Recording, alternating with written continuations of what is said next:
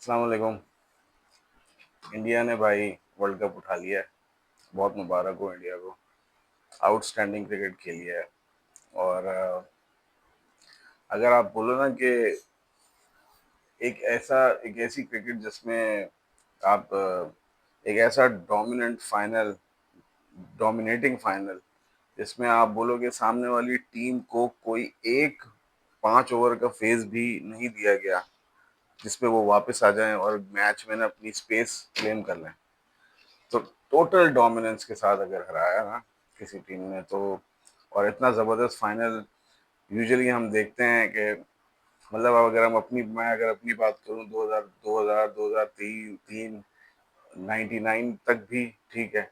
उस वक्त एक दौर था ऑस्ट्रेलिया का जहां पर वो टोटल डोमिनेंस के साथ जो है ना वो क्रिकेट को जीतते थे। और उस टाइम T20 क्रिकेट होती नहीं थी ज़्यादा, तो वनडे में जो है वो किसी को अपने पास खड़े भी नहीं होने देते थे। वो वाली क्रिकेट थी। आज इंडिया वहां तक पहुंच गई है, बल्कि अगर मैं बोलूं तो उससे कई ज्यादा बेहतर भी हो गई है, क्योंकि ऑस्ट्रेलिया के पास कुछ प्लेयर्स थे जो कि उनको जितवाते थे। लेकिन ये कभी नहीं हुआ कि आपकी बेंच स्ट्रेंथ इतनी स्ट्रांग हो जाए कि आप एक बंदा बिठाएं और दूसरा खिलाएं और वो मैन ऑफ द टूर्नामेंट बन जाए। ऐसा नहीं होता था। तो दिस इज अनप्रेसिडेंटेड।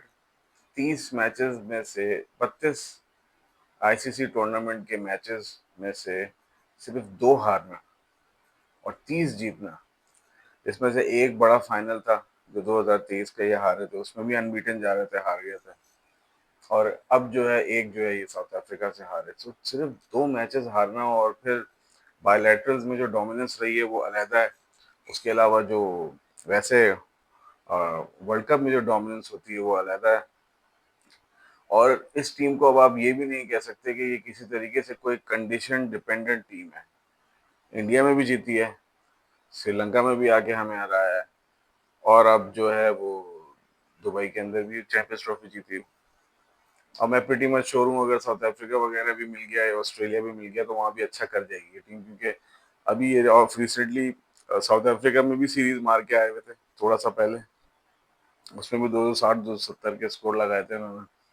और उससे पहले जो है उसके बाद जो है एक रिसेंटली उन्होंने ऑस्ट्रेलिया के अंदर सीरीज मारी थी।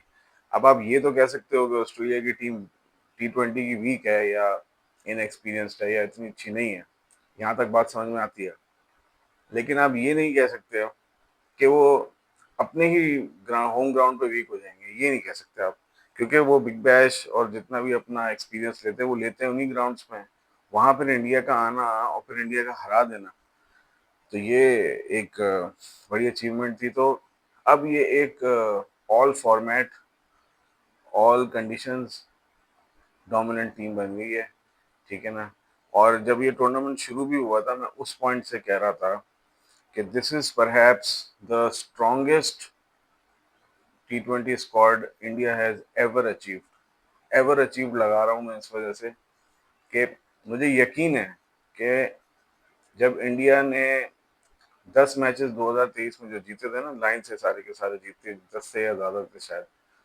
2023 का वर्ल्ड कप भी उठाया था तो कोई मैच नहीं हारे थे ये बीच में, ठीक है ना। उस टाइम भी बहुत आला टीम थी। रोहित शर्मा था, विराट कोहली था, बुमराह, हार्दिक, सब थे। लेकिन मैं ये बिलीव करता हूँ कि ये जो 2020 का स्क्वाड था ना, ये उससे ज्यादा स्ट्रांग था। ये प्लेयर्स T20 के अंदर बोल रहा हूँ, ओवरऑल नहीं, T20 के अंदर विराट कोहली और रोहित शर्मा से ज्यादा अच्छा खेले हैं। ये है इनकी क्वालिटी जो उन्होंने डिलीवर की है। और डिजर्व करते थे यार, शुरू से अच्छा खेल रहे थे। मैं सिर्फ एक चीज जो बीच में से मुझे जो लगता है कि जहाँ गलती की है साउथ अफ्रीका ने, जो है ना, बहुत ही जिसे कहते हैं ना कि गोल्डन चांस टू फाइनल या may be winning the final miss किया है। न्यूजीलैंड पे तो मैं बाद में आऊंगा, इनके जो भंड है वो भी डिस्कस करेंगे। और इनके भंड कम नहीं है बाय द वे, लेकिन इनको जरा बाद में डिस्कस करेंगे। पहले जरा डिस्कस कर लेते हैं कि साउथ अफ्रीका ने क्या मिस किया है यहाँ पर। देखो, हम ये बात कहते हैं ना कि दो जबरदस्त टीम्स के बीच में फाइनल्स होने चाहिए, हम ये बात कहते हैं। तो साउथ अफ्रीका, इंडिया तो जबरदस्त टीम थी, अपनी होम कंडीशंस और जो उन्होंने अपनी 11 फॉर्म की हुई थी, इवन 11 क्या 15 का स्क्वाड पूरे का पूरा स्ट्रॉन्ग था। तो वो तो स्ट्रॉन्ग टीम थी, वो तो उनको तो अलग कर दो, ठीक है। अगर मैं कंपेयर करूँ साउथ अफ्रीका और न्यूजीलैंड को, तो न्यूजीलैंड की बैटिंग में होल्स मौजूद थे। ऐसा नहीं है कि ये कोई कंप्लीट बैटिंग थी। यानी अगर आप इनके शुरू से मैचेस उठा के देखो, श्रीलंका से भी जो हुआ था इनका श्रीलंका के अंदर, जिसमें इन्होंने आखिरी 4 ओवरों में मारा, तो उसमें एकदम से ऑल ऑफ अ सडन जो मैकॉनकी और क्या नाम था उसका, मैकॉनकी और सेंटनर ने जो है अच्छी परफॉर्मेंस दे दी थी, और वो 4 ओवर में कोई तकरीबन 70 के रन करीब रन बनाया और वो अपनी टीम को बाहर निकाल के ले आए थे। अच्छा, साउथ अफ्रीका के खिलाफ भी जीते थे, it was a one man show. Seifert भी अच्छा खेला, लेकिन one man show in sense के एक ही बंदे ने जो है वो 33 बॉलों पे 100 करके मैच को 12-13 ओवरों में साइड पर फेंक दिया। तो ये टीम जो थी ना न्यूजीलैंड की, it was relying on individual brilliance, ठीक है ना। छोटी जो बड़ी टीमें होती है ना, वो इंडिविजुअल ब्रिलियंस पे नहीं चलती, वो चलती हैं टोटल टीम परफॉर्मेंस पे। अब पाकिस्तान की मिसाल ले लो, पाकिस्तान में क्या था, इंडिविजुअल ब्रिलियंस ही तो थी ना। शाहजादा फरहान टॉप परफॉर्मर बन गया, टॉप स्कोर रन स्कोरर बन गया वर्ल्ड कप का, तो इंडिविजुअल ब्रिलियंस ही खिलाएगी ना ये। क्या टीम पूरी अच्छी खेल रही थी? टीम तो बेकार खेली है बिल्कुल। तो बताने का मेरा मकसद ये है कि न्यूजीलैंड की टीम में होल्स मौजूद थे, उनमें प्रॉब्लम्स थी, ठीक है ना। अभी मैं वो बताता हूँ कौन सी। लेकिन जो साउथ अफ्रीका का स्क्वाड था ना भाई, that was complete, that was amazing squad. मतलब स्क्वाड नहीं बल्कि मैं 11 जो उनकी खेलती थी वो। और मुझे किसी बात पे कोई उनकी मतलब ये शक नहीं था कि ये वर्ल्ड कप नहीं ले जाएंगे। मतलब मैं इस बात पे श्योर था कि वो वर्ल्ड फाइनल पहुंच जाएं, ये वर्ल्ड कप ले लेंगे इस बार। क्यों? क्योंकि इस बार जो है ना, जो इन्होंने स्क्वाड अपना बनाया था, मेरी नज़र में इससे ज़्यादा स्ट्रॉन्ग स्क्वाड साउथ अफ्रीका भी नहीं बना सकती थी। जैसे हम इंडिया का कह रहे हैं ना कि India has achieve the best ever squad, तो इस तरीके से मैं साउथ अफ्रीका का भी कह रहा हूँ कि south Africa has achieved the best ever T20 squad given the condition in India. इनके लिए ये बेस्ट स्क्वाड था, इससे अच्छा स्क्वाड नहीं बन सकता। अब आगे जाके होगा क्या साउथ अफ्रीका का? क्विंटन डिकॉक वो तो वैसे ही रिटायर हो गया था, वो तो बाहर हो जाएगा, ठीक है ना। उसके बाद मेरी जहाँ तक समझ है, केशव महाराज भी 34 का हो गया शायद, ऐसी कुछ है। तो मुझे 36 का हो गया, तो मुझे नहीं लगता कि वो इससे आगे अब मजीद जो है वो कंटिन्यू करेगा उसमें, आपका T20s में। वो टेस्ट और ओडीआई पे ही रह जाएगा मेरा हिसाब से। उसकी भी एंड हो चुकी है T20, ठीक है ना। क्योंकि अब 2 साल बाद होगा, अब 38 में क्या खेलेगा वो T20, मुझे नहीं लगता। अच्छा, उसके बाद डेविड मिलर, डेविड मिलर भी गया, लास्ट वर्ल्ड कप था, 36-37 ईयर्स का, वो भी हो गया। मल्टी मिलियन की अपॉर्चुनिटी जो है ना, उसने लूज की है। और इससे ज़्यादा मतलब कि बहुत ही रिग्रेट होना चाहिए उसको कि यार चलो फाइनल में नहीं कर सके, इस बार आप सेमीफाइनल तक पहुंच गए थे और आपने हराना न्यूजीलैंड को था। न्यूजीलैंड को इतनी बड़ी टीम नहीं है, हम हरा चुके हैं, और 2022 के सेमीफाइनल में कोई भी बड़ी टीम नहीं है। 2000 और ये फाइनल में यूजुअली हार जाते हैं। तो ऐसी कोई चीज़ नहीं है कि इनको कोई चैलेंज करना मुश्किल था साउथ अफ्रीका के लिए, लेकिन साउथ अफ्रीका ने वो चांस लूज किया, ठीक है ना। फिर इंडिया से जब मैच इनका पड़ा है, तो न्यूजीलैंड ने बहुत अजीब अजीब हरकतें करी हैं इस मैच के अंदर। अब मतलब है कि मुझे कभी कभी ऐसा लगा कि क्या मतलब है कि पैनिक कर गए थे, क्या हुआ था। मैकॉनकी ने साउथ अफ्रीका के खिलाफ पूरा गेम बना के दिया पहले 2 ओवरों में, ठीक है। क्विंटन डिकॉक को आउट किया, लेफ्ट हैंडर था, ठीक है।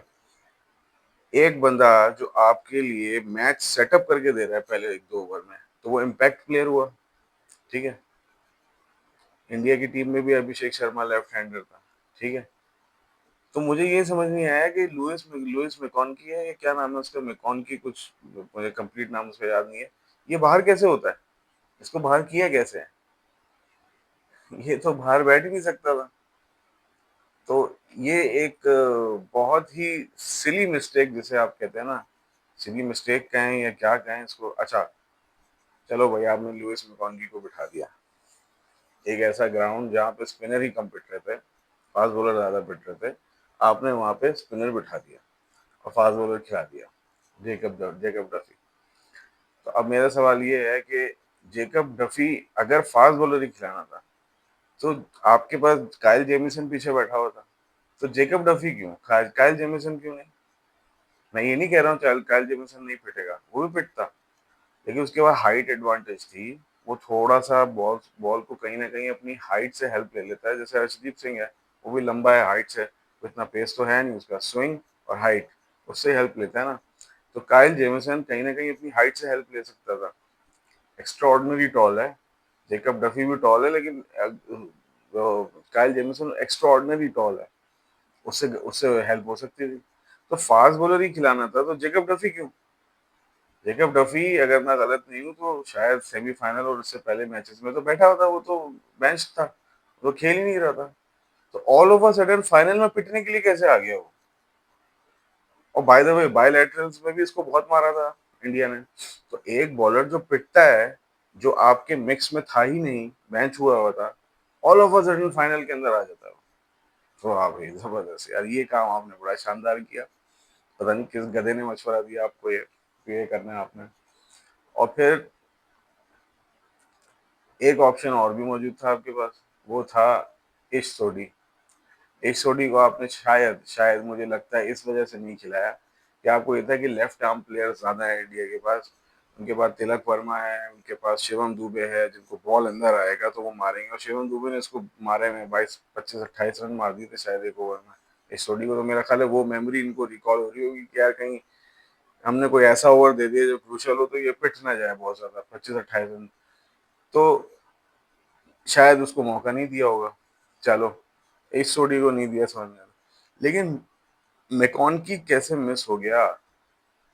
मुझे मैकॉन की समझ नहीं आया कि एक बंदा आपको पहले 5 ओवरों में साउथ अफ्रीका के खिलाफ मैच सेट करके देता है, आप जीते ही मैकॉन की वजह से हो।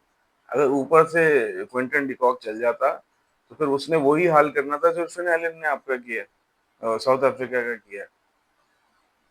तो मुझे ये समझ में नहीं आया कि क्यों बैठा हो, मतलब है कि समझ नहीं आया। मैकॉनकी को बिठा के इन्होंने, और उनके प्लेयर फंसते हैं भाई, लेफ्ट आर्म स्पिनर्स पे फंसते हैं।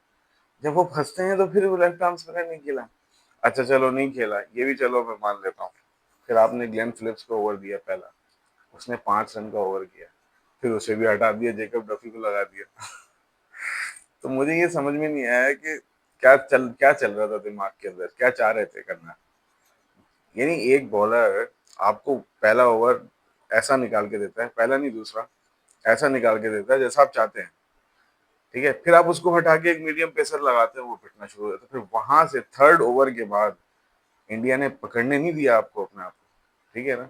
और फिर चलो, अगर ये भी था कि आपसे गलती हो गई जेकब डफी को लगा के, दोबारा ग्लेन फिलिप्स को लगा देते, नहीं वो भी नहीं लगाया। तो मेरी समझ से बाहर है ये क्या किया है न्यूजीलैंड ने। और ये बिल्कुल नजर आ रहा था कि फील्डिंग में जान लगा रहे हैं, पर बॉलिंग डिसीजंस पथेटिक। मतलब मैं ये कह रहा हूँ, एक तो होता है ना कि आदमी गेम के फ्लो में गलत चॉइसेस ले लेता है, एक होता है कि ऐसी चॉइसेस जो कि आपकी समझ ही ना आए कि किस तरीके से ली गई हैं। यानी एक पूरे टूर्नामेंट में एक पूरा सैंपल साइज मौजूद है जिसमें नजर आ रहा है कि यार राइट आर्म ऑफ स्पिनर पे लेफ्ट आर्म बैट्समैन उनके फंस रहे हैं, ठीक है।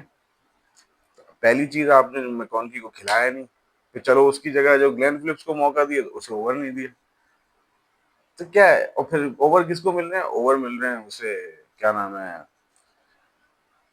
जेकब डफी को। और फिर मैट हेनरी और लॉकी फर्ग्यूसन अच्छे ओवर करते करते वाइड बॉलर देना शुरू कर दिए उन्होंने। इतनी वाइड है, एक वाइड, दो वाइड, तीन वाइड है लाइन लाइन से। मतलब है कि ये मैं पाकिस्तान से एक्सपेक्ट कर सकता हूँ। न्यूजीलैंड जैसी टीम जो डिसिप्लिन से चलती है, होमवर्क से चलती है, अपने प्लान से चलती है, वो इतने वाइड कर रही है। और फिर मुझे ये बात मुझे समझ नहीं आ रही कि भाई लॉकी फर्ग्यूसन बॉल कर रहा है या मैट हेनरी बॉल कर रहा है, तो भाई संजू सैमसन तो बॉडी वाले बॉल को ही मार रहा था ना यहाँ पे, सीधा मार रहा था या इधर मार रहा था। तो आप लेग साइड की वाइड क्यों कर रहे हो? ऑफ साइड पे वाइड करो, ऑफ साइड पे वाइड करो, बल्ला लगेगा, कहीं चांस वांस बनेगा आगे पीछे, पॉइंट पे पीछे बंदा ले लो। एक बंदा मार ही लेग पे रहा है, तो ऑफ की फील्ड पे दो बंदे पीछे लेके ऑफ पे बॉलिंग शुरू कर दो, ठीक है। नहीं, ऑफ पे बॉल तो छोड़ो, लेग साइड पे वाइड है, यूं जा रही है वो, बहुत सारे शॉट तो यूं मारे हैं उसने, जो संजू सैमसन ने पीछे गया 4 रन, तो ये हाल हुआ है। तो मतलब है कि बहुत ही शॉकिंग परफॉर्मेंस दी है न्यूजीलैंड ने, और इंडिया ने बहुत ही सुपीरियर परफॉर्मेंस है। खैर देखो भाई, इसमें इंडिया की कोई गलती नहीं है, इंडिया ने तो नहीं कहा था कि मैकॉनगी को बिठा दो। एक आपका सीजन्ड बॉलर जो आपको सेमीफाइनल में, अगर मैं कहूँ तो गलत नहीं होगा कि वो आपको फाइनल में लेकर आया, जो आपको लेकर आया आपने उसको बिठा दिया, ठीक है। तो फिर यही होता है भाई, फिर यही होना था। यानी आप बैक करते हो ना अपने बॉलर उसको, यार ठीक है कोई बात नहीं, स्पिनर है या जो भी है, लेकिन वो एक, मैंने उसकी एज देखी, 34 ईयर्स का है, इसका मतलब है एम्पल एक्सपीरियंस होगा उसको, उसे पता होगा मैंने बॉलर बैट्समैन को कैसे पकड़ना है। तो आप उसको बैक करते हैं, जेकब डफी,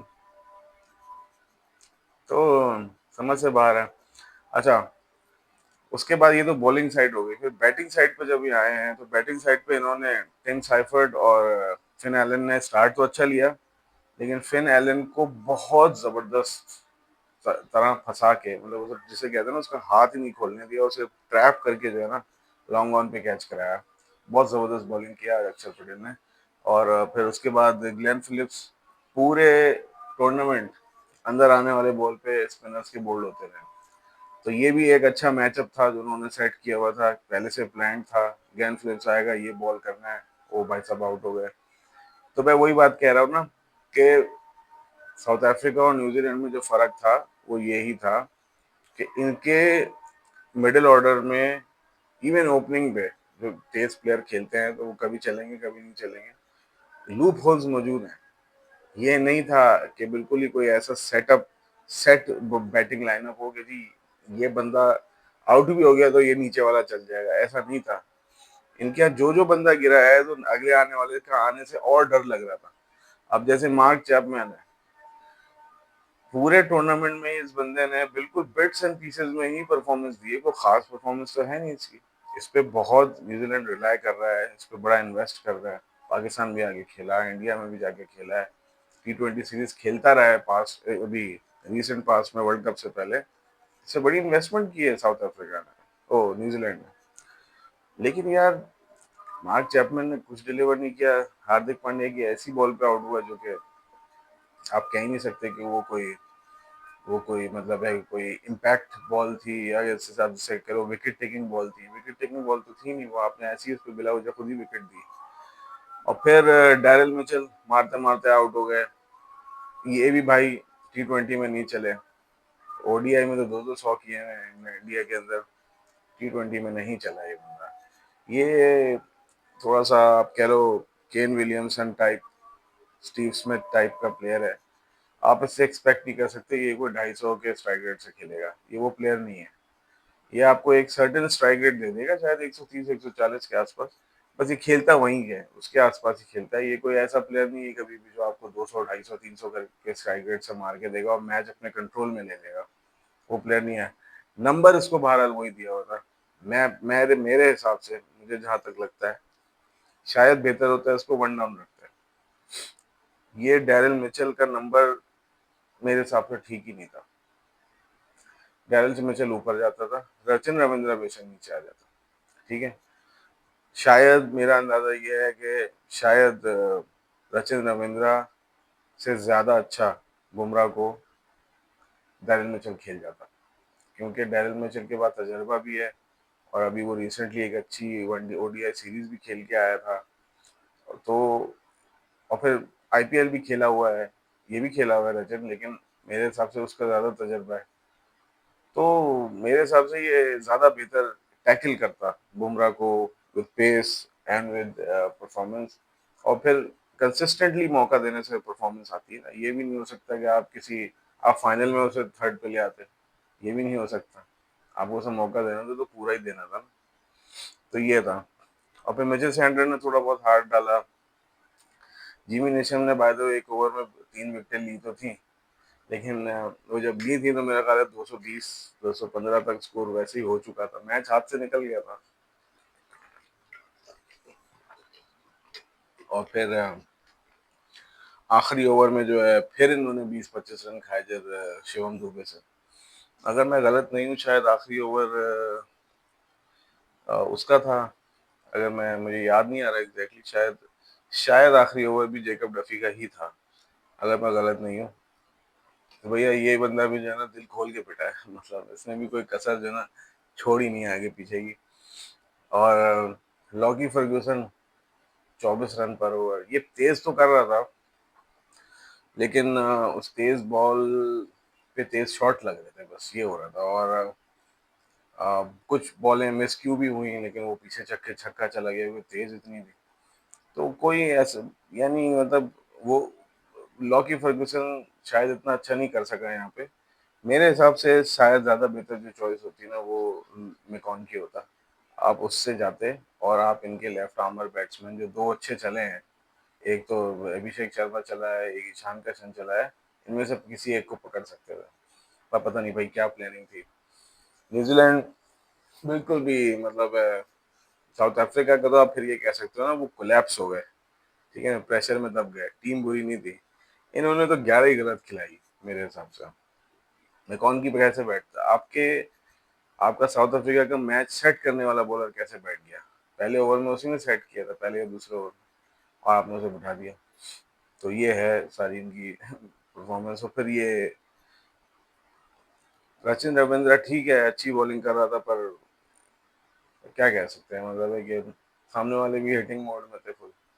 तो खैर शुरू के 15 ओवर में उन्होंने, शुरू के 10 ओवर में उन्होंने 15 के रन रेट से मारा, फिर उन्होंने तकरीबन 12 के रन रेट से मारा अगर मैं गलत नहीं हूँ, और एंड में भी ये तकरीबन ऐसे ही मारा है।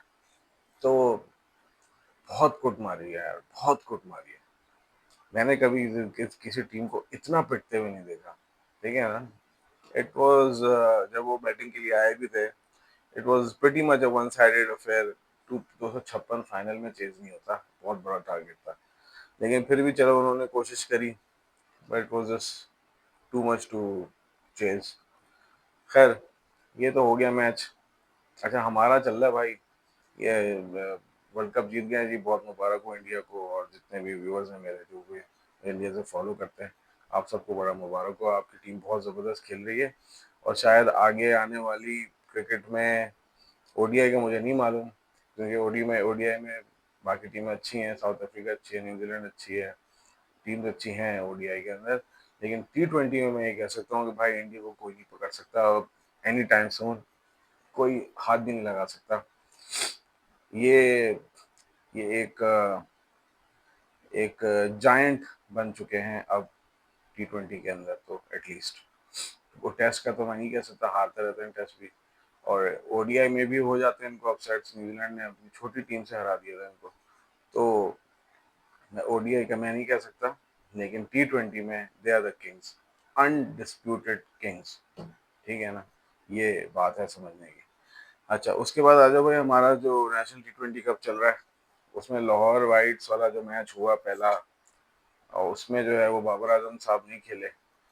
तो मुझे ये समझ में नहीं आया कि यार देखो, ये वो मैचेस होते हैं जो बाबर आजम के लिए अच्छे हैं इस वजह से कि पहले तो पिच बड़ी अच्छी बैटिंग पिच है, बल्ले पे आ रही है बॉल बहुत ज़बरदस्त, ठीक है, और उसके बाद फिर लेस प्रेशर गेम में आप बिग बैश जाते हो, आई बॉल में पीएसएल खेलते हो, आई बॉल में इंटरनेशनल क्रिकेट पे तो आई बॉल्स बहुत ही ज़्यादा हैं, ठीक है। जब आपसे वहाँ परफॉर्मेंस नहीं हो रही है तो आपको एक ऐसी सीरीज में खेलना चाहिए था ना जहाँ पर आई बॉल्स थोड़ी सी कम होती हैं, जहाँ पे आपको ये मौका मिलता है कि आप अपना अपनी स्किल्स को जो आप एग्जीक्यूट करना चाह रहे हो और नहीं हो पा रही है इंटरनेशनल में, आप यहाँ मौका लेते ना, यहाँ चांस लेते, हाथ खोलते, ठीक है ना, जो चीज़ें वहाँ नहीं हो पा रही हैं वो यहाँ हो सकती थी, बॉलर्स हल्के होते हैं, आपकी कॉन्फिडेंस वापस आता है, बहुत सारी चीज़ें बेहतर हो जाती हैं, लेकिन आपने खैर ज़रूरी नहीं समझा, क्योंकि आप बहुत बड़े प्लेयर हैं, तो इसलिए जो है वो नेशनल T20 में नहीं खेला। खैर फिर अब यही है कि एक आम राय बन चुकी है आपके बारे में, क्रिकेट के हलकों में, फैंस में, इवन जो आपको खुद सपोर्ट करते थे उनकी अब ये राय बन चुकी है कि you are not a T20 player at all. 2022 से लेके 2026 तक आपने कोई एवोल्यूशन नहीं दिखाया, कोई एवोल्यूशन नहीं दिखाया, कहीं से भी इवॉल्व नहीं हुए भाई आप। तो अब ये कि बस ओडीआई और टेस्ट खेलो, T20 में तो आपकी छुट्टी तकरीबन हो चुकी। ठीक है। अच्छा, उसके बाद कल एक मैच हुआ बड़ा ज़बरदस्त, एबटाबाद और मुल्तान का था शायद, अगर मैं गलत नहीं हूँ, हाँ मुल्तान का था। उसमें एक उस एबटाबाद ने जो है वो एक इनिंग खेली है उसमें कामरान गुलाम ने, और कामरान गुलाम ने उस मैच के अंदर मेरा ख्याल है 90 प्लस कुछ रन बनाए, और 90 प्लस रन के अंदर आखिर में 32 रन आ गए थे 9 बॉल पे। वही जवान ने 9 रन बना, 9 बॉल में 32 रन बना दिए। लास्ट बॉल पे एक फुल टॉस आई थी तो बच गया था उसका छक्का, फिर वो नो बॉल दे दी अंपायर ने, और फिर अगली बॉल पे फिर छक्का मारा उसने और खत्म कर दिया। तो मैं ये कहना चाह रहा हूँ, ये इनिंग के खास तौर पर डिस्कशन बात क्यों कर रहा हूँ मैं, और मैं इसलिए कर रहा हूँ कि देखो पूरे वर्ल्ड कप में हम रोते रहे हैं वहाँ पर मिडिल ऑर्डर नहीं है। ठीक है। और ऐसे प्लेयर हमारे पास मिडिल ऑर्डर में पड़े हुए हैं। ठीक है। ये तो एक दिखा है, अभी नेशनल T20 शुरू हुआ है। अभी जैसे जैसे आगे जाएगा आपको प्लेयर्स वाला और हाईलाइट होंगे मिडिल ऑर्डर के अंदर। ठीक है। शादाब खेल रहे हैं, अच्छी बात है, 3 आउट किए, 40 रन भी खाए, पर और बच्चों से खा गए 40 रन।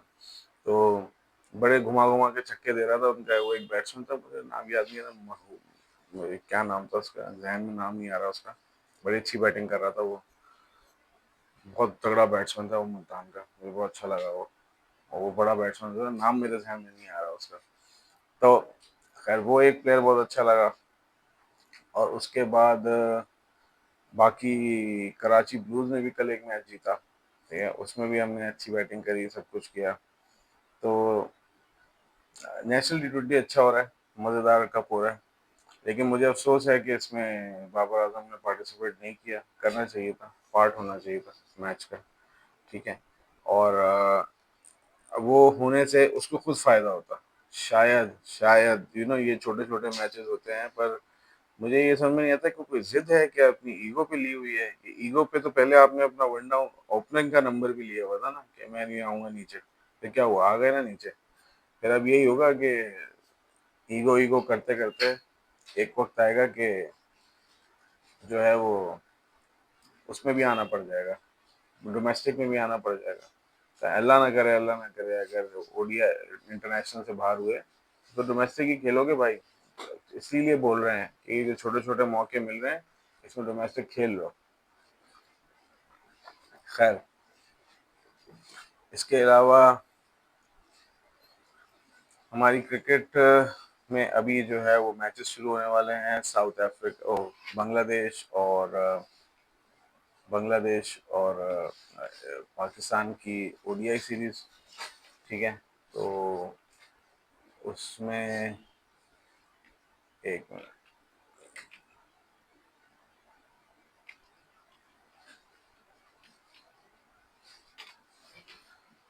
यस, सो ये मैचेस हैं भाई 11 मार्च से, परसों से मैच होगा। तो इसको देखते हैं कि नहीं क्या होता है इसका। प्रेस कॉन्फ्रेंस की थी मोहम्मद रिजवान ने, और उस पर उसने वही सारी बात करी कि जी मुझे नहीं पता कि कौन क्या सेलेक्ट हुआ है, और उससे एक बड़ा ज़रूरी सवाल किया था वैसे। उससे ये पूछा कि हम जो है वो बड़ी टीमों से अब क्यों हारने लगे हैं ना आईसीसी टूर्नामेंट्स में, इस ऐसे ही कुछ सवाल था। तो उसने कहा कि जी जो की मोमेंट्स होते हैं ना उसमें हम फेल हो जाते हैं, जो बड़ी टीम से हम की मोमेंट्स ले नहीं पाते, और इसी तरीके से जो हमसे छोटी टीम्स होती हैं वो हमसे की मोमेंट्स नहीं ले पाती। तो प्रॉब्लम सिर्फ यहीं पर है भाई, इतना सिंपल प्रॉब्लम है तो आप खुद हल कर लेते ना पहले, खुद तो आपसे हल होता नहीं है। खैर, बहुत ही अब एक नई तरह की टीम हम लेके जा रहे हैं। इसमें बहुत सारे लड़के ऐसे भी हैं जो कि डिस्कस हो रहे हैं अभी से, शामिल हुसैन का बहुत ज़्यादा नाम डिस्कस हो रहा है कि ये उसको ले लिया है क्योंकि उसके जो वालिद साहब हैं कोई मीडिया पर्सनैलिटी हैं या कुछ है। देखो, थर्ड नंबर का परफॉर्मर तो वो था, ठीक है, लेकिन ये हमारी एक ज्यादती ज़रूर है कि हमने पहला और दूसरा मिस किया और थर्ड उठाया। ये वो पहला और दूसरा क्या है, वो अभी नेशनल T20 खेल रहा है, ठीक है।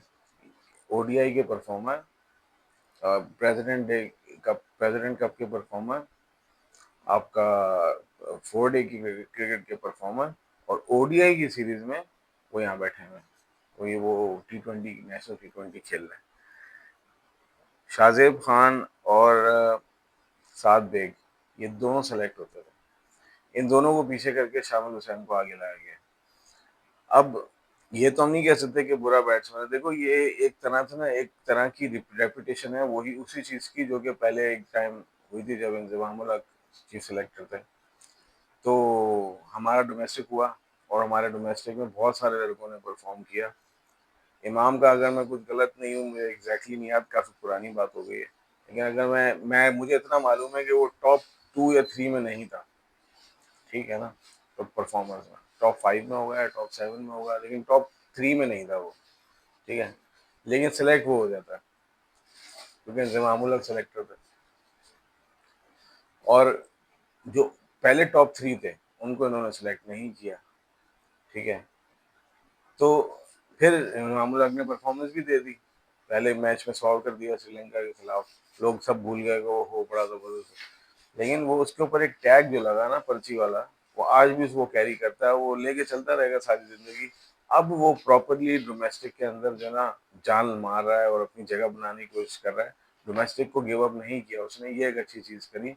वो मेहनत कर रहा है, अपने चांसेस को एक्सप्लोर करने की कोशिश कर रहा है। लेकिन बात यह है कि गलत उस वक्त भी हुआ था जब एक नीचे नंबर का परफॉर्मर जो है वो पाकिस्तान टीम में आ गया, क्योंकि उसका कोई जानने वाला था सेलेक्टर, तो आ गया वो। लेकिन तो इस बार क्या हुआ है, इस बार भी ये हुआ है कि ऊपर के 2 इग्नोर हो गए और नीचे वाला अंदर आ गया। शामिल हुसैन से कोई शिकायत नहीं। वो पहली बात तो ये देखो, प्लेयर खुद सेलेक्ट नहीं होता करता अपने आप को। प्लेयर तो प्लेयर है, उससे सिलेक्ट किया जाएगा, वो खेलेगा, ठीक है। एक सिलेक्टर्स होते हैं जो कि गलती करते हैं, प्लेयर्स का कोई कसूर नहीं भाई, वो तो खेल रहा है अच्छी क्रिकेट। मेरा ख्याल है कोई 100 रन ही पीछे होगा वो 7 विकेट से। ऐसा नहीं है कि कोई बहुत ही हल्का बैट्समैन है, अच्छा बैट्समैन है, लेकिन ऑन मेरिट उसका नंबर नहीं बनता था, नंबर 7 विकेट का बनता था, ठीक है। अब इस तरीके से करने से होता क्या है कि जो डोमेस्टिक के परफॉर्मर्स होते हैं ना, वो डिस्करेज होते हैं, और फिर जब वो डिस्करेज होते हैं तो फिर उनके पास सिर्फ यही 2 ऑप्शन रह जाते हैं। एक, पीएसएल में परफॉर्म करो, क्योंकि आपने डोमेस्टिक और बड़ी क्रिकेट को तो आपने, जैसे कहते हैं ना, लानत दे दी है। तो अब वो उनके पास 2 ऑप्शन होते हैं, या तो वो जाके पीएसएल खेलते हैं, या फिर वर्स्ट सिनेरियो, अगर पीएसएल भी नहीं मिलती तो बस वो फिर टिकट कटाते हैं और पाकिस्तान छोड़ने की तैयारियां करते हैं। तो ये वजह है, और मजे की और मसला सारा ये है, हम ये चीजें करके ना सीख नहीं रहे, हम मजीद खराब होते जा रहे हैं और गलतियों पर गलतियां कर रहे हैं, ठीक है। यानी नाम इंजमामुल हक वाला अगर एक वाकया हो भी गया था कि उसने अपने भतीजे को सिलेक्ट कर लिया था, तो भाई कम से कम इस बार तो ना हो ना। इस बार तो आप कम से कम टॉप 2 में से उठाओ बंदा। टॉप 2 भी क्यों, टॉप बंदा उठाओ। मेरिट तो ये बोलता है, या अगर 2 सिलेक्ट करने हैं तो फिर 2 उठाओ, लेकिन टॉप वाला बंदा उठाओ ना, ताकि नीचे वाले को भी ये पता हो कि आइंदा मैंने टॉप करना है। इस तरीके से बेंचमार्किंग होती है ना। आज हम मुकाबला करने की कोशिश करते हैं कि यार हम इंडिया से बेहतर हो जाएं, हम फलानी टीम से बेहतर हो जाएं, हम इससे बेहतर हो जाएं, उससे बेहतर हो जाएं। वो अपने टॉप प्लेयर्स खिलाते हैं। शुभमन गिल T20 में टॉप प्लेयर नहीं था। टॉप पे कौन था डोमेस्टिक के अंदर? ईशान किशन। देख लो, जितवा दिया ना उसने वर्ल्ड कप। तो आपको अपने टॉप परफॉर्मर्स आगे लाने होते हैं। टॉप मतलब टॉप, जो पहले नंबर का है वो टीम में होना चाहिए। अब अगर वो टीम में नहीं है तो फिर एंड में आपके रिजल्ट्स यही निकलते हैं जो निकल रहे हैं, ठीक है। तो बस यही सारी कहानी है। अभी हम और देख रहे हैं नेशनल T20 उसको फॉलो करते हैं, और साथ में जो बांग्लादेश और श्रीलंका, बांग्लादेश और पाकिस्तान की जो सीरीज होगी उसको भी फॉलो करेंगे। फिर देखते हैं वहाँ से क्या चीज़ें बनती हैं और क्या होता है। शाहजादा फरहान को मौका मिल गया ओडीआई में, आई होप, मैं अभी से बता रहा हूँ, अनटिल अनलेस बॉल कोई बहुत ज़्यादा ही कुछ कर दे, अनयूजुअली कुछ हो जाए, मुझे यकीन है 3 मैचेस में से 1 में 100 आ रहा है। मैं इतना तो मैं श्योर हूँ। 2 में भी आ सकता है पर 1 तो आ ही रहा है। ये तो मुझे यकीन है कि इंशाल्लाह वो ज़रूर करेगा, और दुआ भी है मेरी। ये बहुत मेहनती बच्चा है भाई वो। बहुत मेरिट पे आया हुआ है। और देखो हम यही बात करते हैं, जब डोमेस्टिक का क्रिकेटर इंटरनेशनल में आता है ना, फिर वो अपनी जगह जाने नहीं देता। देखो वो किस उसके ऊपर कितनी क्रिटिसिज्म हो रही थी बीच वर्ल्ड कप में, ये भी बातें हो रही थी कि उसको नहीं, उसको हटा के बाबर आजम को ऊपर कर दें। अगले मैच में उसने यूएसए के खिलाफ 100 मार दिया। तो जो डोमेस्टिक का परफॉर्मर होता है उसे पता होता है मैंने वापस कैसे आना है, क्योंकि वो बहुत दफा ये कर चुका होता है। और हम ऐसे प्लेयर्स को कंसिडर नहीं करते। अगेन, कामरान गुलाम ने 90 रन की जो नॉक खेली है ना कल परसों, कल एबटाबाद के लिए, वो नॉक देखने वाली है भाई। मतलब वो ये नहीं कह सकते हो आपकी मिडिल ऑर्डर में यार उसे पावर रेटिंग नहीं आ रही। देखो जरा आप उसने कैसे खेली है वो नॉक। तो 32 बॉलों पे 9 रन अगर 32 बॉलों पे वो कर ले तो वो नॉक कैसी होगी, सोचने वाली बात है। फिर हम कहते हैं कि हमारे पास मिडिल ऑर्डर में बैट्समैन नहीं है इसलिए ऑलराउंडर खिलाने पड़ते हैं। तो आप जब देखोगे नहीं तो फिर यही होना है। खैर बहरहाल मेरी वीडियो यहीं तक है। वीडियो लाइक कर लीजिएगा, चैनल को ज़रूर सब्सक्राइब कर लीजिएगा अगर आप वीडियो देख रहे हो। कल मिलते हैं इंशाल्लाह। अल्लाह हाफिज़।